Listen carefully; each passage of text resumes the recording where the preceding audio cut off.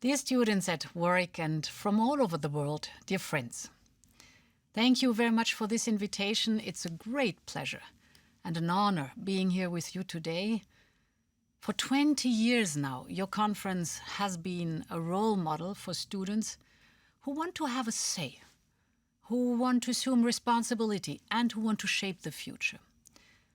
And this is what I would like to talk about today. Europe's global role and how, together, we can shape the world of tomorrow. My own time as a student dates back quite a few years. I was 20 when I was studying in London for a year in 1978. It is a time full of fond memories, and I still vividly remember passionate debates with my fellow students from all over the world about the Cold War or the aftermath of the global oil crisis, for example. Well, every generation has its own challenges, but I know that being young today is particularly difficult. We are facing tests of a lifetime. We're hit by a global pandemic, the likes of which we only knew from science fiction movies. We are confronted with a new reality, and this needs a new mindset and an entirely new approach to geopolitics and global affairs. When I was your age, the world was still divided in two blocks. The superpowers were fighting to expand or maintain their spheres of influence. Well, this world is long gone. And yet, the old confrontational mindset has survived. Think, for instance, about COVID-19 vaccines. Some countries see the quest for a vaccine as a race among global powers, like the space race in the 1960s. This is an illusion. The only race is against the virus, and the virus is spreading faster than ever before. The more safe and effective vaccines, the better for all of us. This is the most efficient way to stem the pandemic and save lives. It is not a competition among Europeans, Russians, Chinese, and Americans. This is too serious, and it's time to understand that our best national interest means international cooperation. And this was Europe's choice since the beginning of the crisis. When the pandemic erupted, we immediately brought together an international coalition to fight the virus. We joined forces with other countries like the UK, with the World Health Organization, but also with countless NGOs, philanthropists, and even celebrities from Coldplay to Lady Gaga or David Beckham. Together, we didn't just raise money. We also offered to the world a framework for global cooperation on vaccines, diagnostics, and therapeutics. We set up an initiative called COVAX to ensure that people in all corners of the world get access to vaccines. And instead of competing with others, we've built an alliance so that we all multiply our chances of success. Why did we do this? It's not simply altruism. It's also because our European interest coincides with a shared global interest. And this is how I see Europe's role in the world. This is what Europe has to offer. Cooperation based on shared interests. It is an offer that we are addressing first and foremost to our oldest and closest friends, the United States of America and the United Kingdom. The inauguration of President Biden opens a new chapter in our long-standing friendship with the US. The United States has changed a lot in recent years, and Europe has changed too. So we won't simply turn back the clock. But we put forward our proposal for a new transatlantic agenda. We reach out to the US with an offer to address today's challenges together. First, to fight the pandemic. And I'm so pleased that the Biden administration is about to join the COVAX facility. This will boost our efforts to make vaccines available everywhere. Second, to work on a green recovery. And here too, the US has rejoined the Paris Agreement, and this is great news for the world. And my offer to our American friends is, let's go even further. And let's do it together.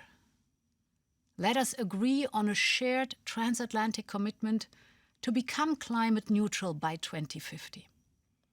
A transatlantic green roadmap. This could set a new global benchmark in the run-up to COP26, which takes place in Glasgow. If Europe and the United States lead by example, I am sure that many others will follow. So let us discuss how to put a price on carbon. Let us create the largest ever marine protected area in the Southern Ocean. And let us join forces on green tech. Europe and the United States are global leaders on green innovation. If we join forces on renewables, on clean hydrogen, on carbon capture, our possibilities are infinite. Europe and the US are among the world's greatest economies. Let us become the most sustainable and green economies together. Let us lead again by the power of our example. I am confident that we will speak the same language with the new administration. The US and the European Union are built on the same democratic tradition. But democracy is a living thing. And every generation has to breathe new life into it. We have to make sure that our democracies evolve together with our societies, but also that they remain true to our fundamental values.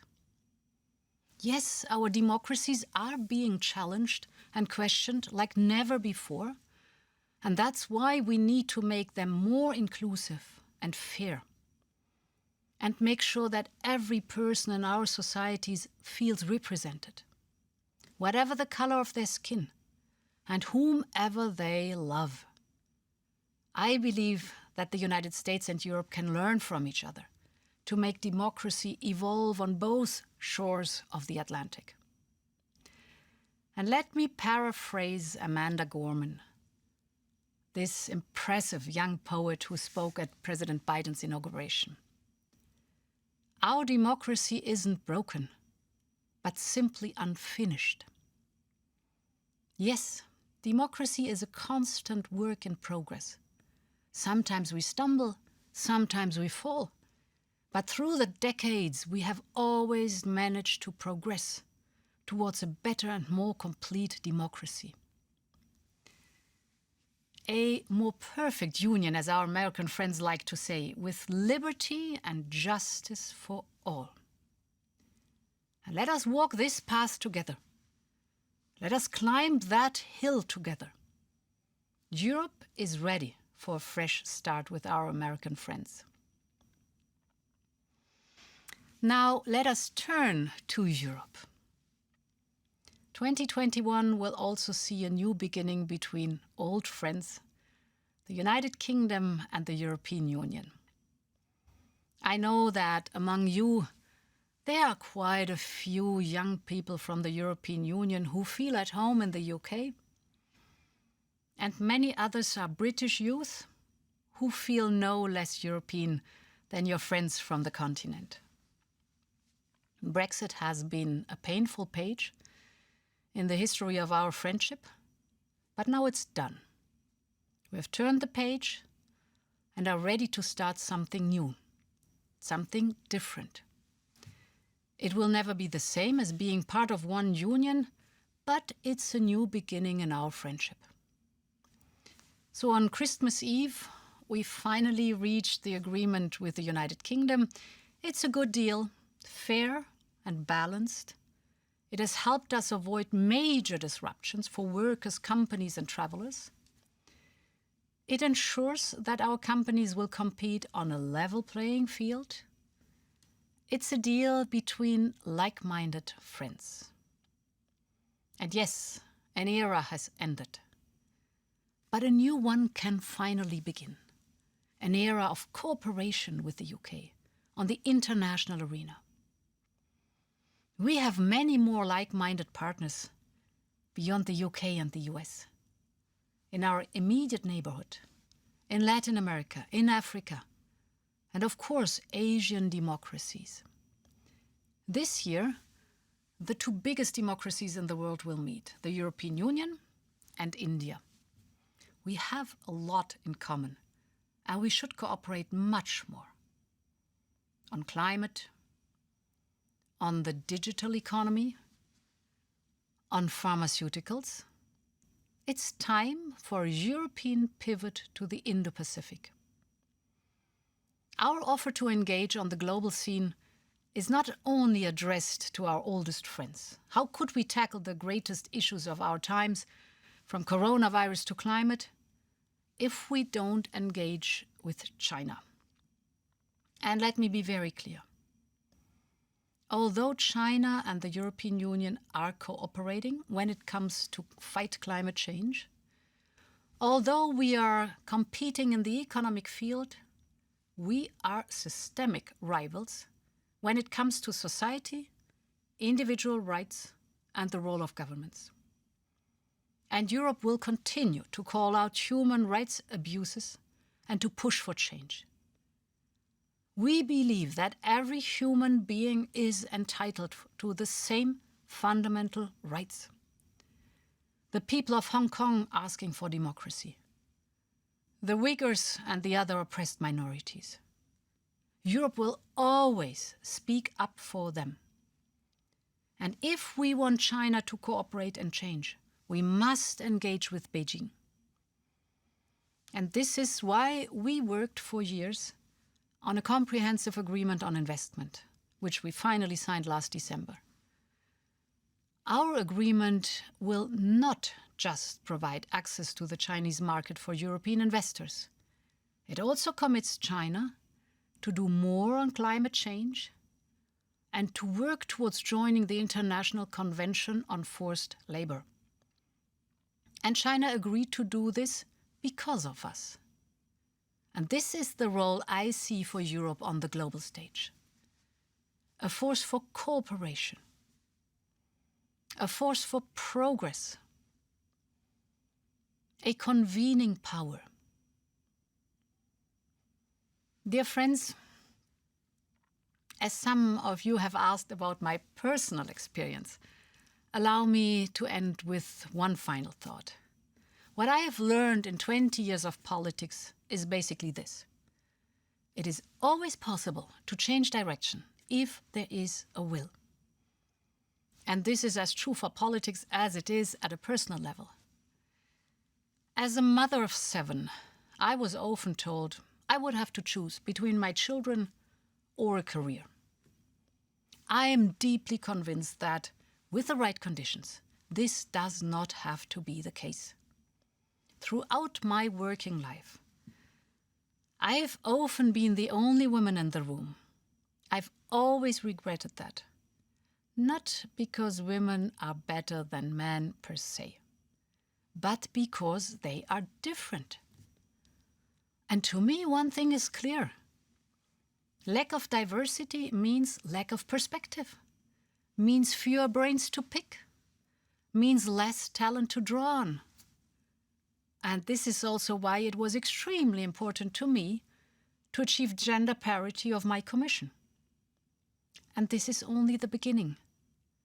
We need talents from all kinds of backgrounds to succeed in this globalized world. The motto of our European Union is united in diversity. Our task remains to live up to these words and to fulfill their meaning. You will be the leaders of tomorrow, be it in politics, in business, academia, or in your respective communities. It is the responsibility of my generation to hand over to you a world that is sustainable, livable, and fair. And then it's up to you to take over from there. The world will be what you want it to be. Dare to believe that things can be different. Challenge the status quo. The world needs your creativity, your talent, your vision. The future is in your hands. Make it bright.